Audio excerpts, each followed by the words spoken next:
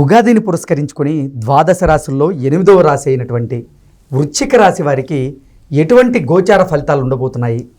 ఆదాయ వ్యయాల పరిస్థితి ఏంటి? అవమానం రాజ్య పూజ్యం ఎలా ఉంది అనేది మనం తెలుసుకునే ప్రయత్నం చేద్దాం. ప్రస్తుతం మనతో పాటు ఉన్నారు ప్రముఖ ఆధ్యాత్మికవేత్త, ప్రముఖ జ్యోతిష్య వాస్తు శాస్త్ర నిపుణులు జేఎస్ శాస్త్రి గారు మనతో ఉన్నారు. వారితో మాట్లాడదాం. గురుగారు నమస్తే అండి. నమస్కారం. గురుగారు, వృశ్చిక రాశి వారికి ఎటువంటి ఫలితాలు ఉండబోతున్నాయి? శ్రీ గురుభ్యో నమ. శ్రీ మహాగణాధిపతే నమ. శ్రీ మహాసరస్వత్యై నమ. హరి ఓం. శ్రీమాత్రే నమ. మనకు ద్వాదశ రాశులు నిత్య జీవితంలో ప్రతినిత్యం కూడా మనం చేసుకోవాల్సినవి ఏంటంటే గ్రహాల యొక్క అనుగ్రహం పొందుతూ తద్వారా జీవితంలో ఉన్నటువంటి ఇబ్బందుల నుంచి బయటపడుతూ ఉంటాం. అలా ప్రతి సంవత్సరం మనకు ఉగాది అని చెప్పి మనకు పండగ నిర్ణయం చేశాం. అలా బ్రహ్మదేవుడు కూడా ఈ విధంగా ప్రతి ఉగాదిని, యుగాది అంటే ఆది నుంచి ఇక్కడ ప్రారంభం చేశారు, సృష్టి ఆది అది ప్రారంభం అని చెప్పబడింది. అలా సృష్టి ఆది ప్రారంభం నుంచి మనం ద్వాదశ రాశులు వ్యక్తిగత జీవితాల యొక్క ద్వాదశ రాశులు కానీ, అట్లాగే ఈ ద్వాదశ రాశులతో పాటు మనకు స్థానికంగా ఉండేటువంటి రాష్ట్ర తర్వాత కేంద్ర ప్రభుత్వాలు, అట్లాగే ప్రపంచంలో యొక్క ఏ విధి విధానాలు ఉంటాయి, తర్వాత ప్రపంచానికి మనకు ఉండేటువంటి సారూప్యాలు విధానంగా ఇవన్నీ కూడా తెలుసుకోవాల్సినటువంటి ఏకైక పండగగా ఉగాదిని పెట్టుకున్నాం.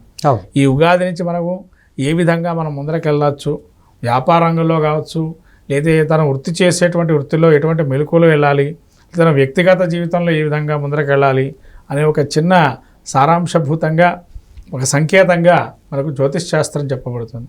తదుపరి అట్లా జ్యోతిష్ శాస్త్రం చెప్పడం వల్ల సంకేతంగా మనకి ప్రతి విషయంలో మనం ఏ విధంగా ముందు చూపుతూ ఉండాలి, తద్వారా మనం ఏమి అవలంబిస్తే వాటి నుంచి మన పరిష్కార మార్గాలు దొరుకుతాయనేదే చెప్పబడుతుంది. కాబట్టి ఇలా మనం ఉగాది యొక్క పురస్కరించి విశ్వవసునామ సంవత్సరం అంటారు దీన్ని. ఈ విశ్వవసునామ సంవత్సర ఉగాది అనువత్సరం అని పేరు దీనికి. ఈ యొక్క ఉగాది విశ్వవసునామ సంవత్సరం ఉగాదికి ప్రత్యేకంగా ప్రజాపతి అధిష్టాన దేవత, ఈ యొక్క అధిష్టాన దేవతగా ప్రజాపతి. ఈ ప్రజాపతి ఎవరంటే బ్రహ్మ కుమారులు 9 మంది ఉంటారు, వాళ్ళు ఈ ప్రజాపతి అని చెప్పి అంటారు. వాళ్ళు ఇక్కడ అధిష్టాన దేవతలు ఈ సంవత్సరానికి. వీళ్ళ వల్ల ఏంటయ్యా అంటే సృష్ట్యాది కార్యక్రమాలకి సంబంధించి ఇంకా నూతనమైనటువంటి కొన్ని మనం సంఘటనలు, విషయ పరిజ్ఞానాలు చూస్తామని, తర్వాత నూతనంగా కొన్ని విధానాల్లో మార్పులు రావటం, తర్వాత ప్రజలకి ఎటువంటి రీతిలో ప్రజాపాలన అందుతుంది అనే దాని గురించి కూడా ఈ ప్రజాపతి నామ సంవత్సరంలో కొంత వ్యతిరేక భావనలు ఉండటం, ఇవన్నీ కూడా మనం చూస్తుంటాం. అయితే ముందుగా మనము ఈ యొక్క ద్వాదశ రాశి ఫలితాలు చెప్పుకుందాం.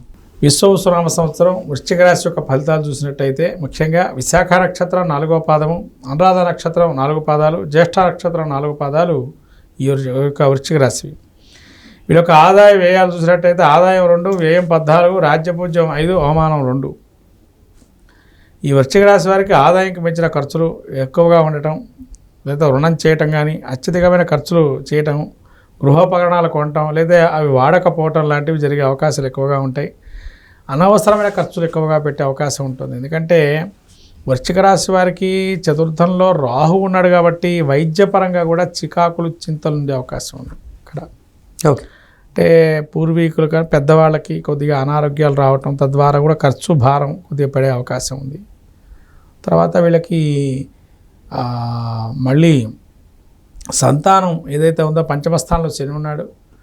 ఈ యొక్క పంచమస్థానం శని ఉండటం వల్ల సంతాన రీత్యా మూలకంగా కూడా ధనం వెచ్చించే అవకాశం ఉంది ఖర్చులకి. అట్లాగే గురువు వీళ్ళకి 7వ స్థానం, తదుపరి 8వ స్థానం భాగ్యస్థానం సంచారం వల్ల ఒక 3 నెలల పాటు వృశ్చిక రాశి వారికి అక్టోబర్ నుంచి డిసెంబర్ వరకు బాగుంది. మిగతా సంవత్సరం అంతా కూడా అంతగా ఇబ్బందికరంగానే గోచరిస్తుంది వృశ్చిక రాశి వారికి.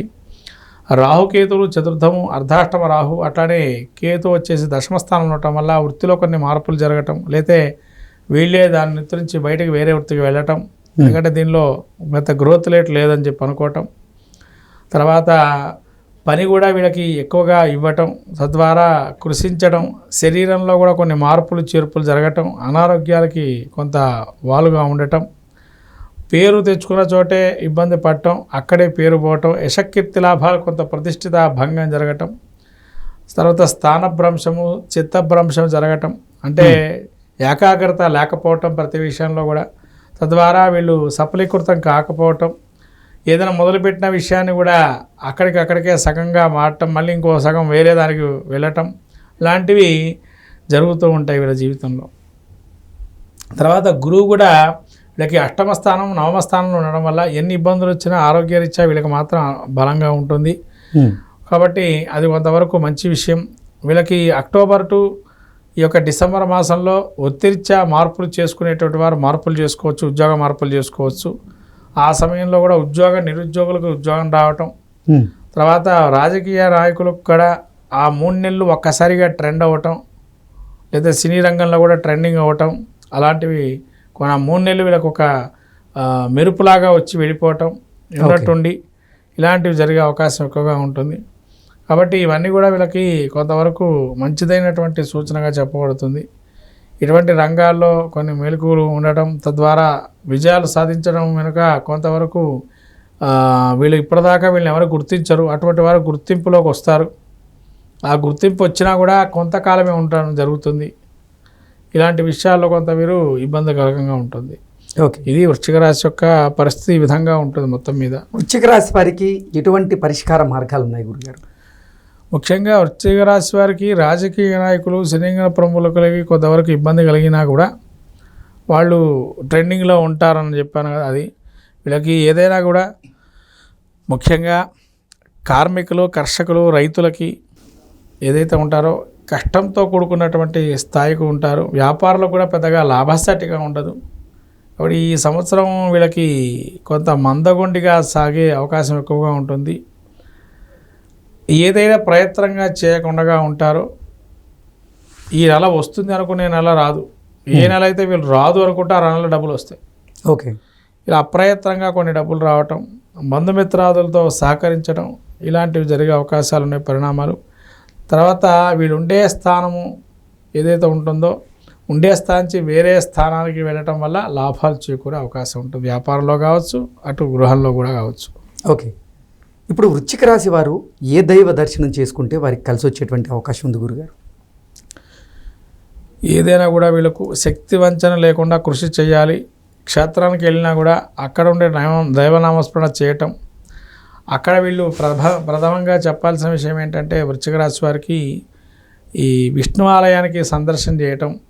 తర్వాత సంతాన రీత్యా ఇబ్బందులు ఉంటాయి కాబట్టి కొంతవరకు నాగపడిగలకి అభిషేకాలు చేసుకోవటం.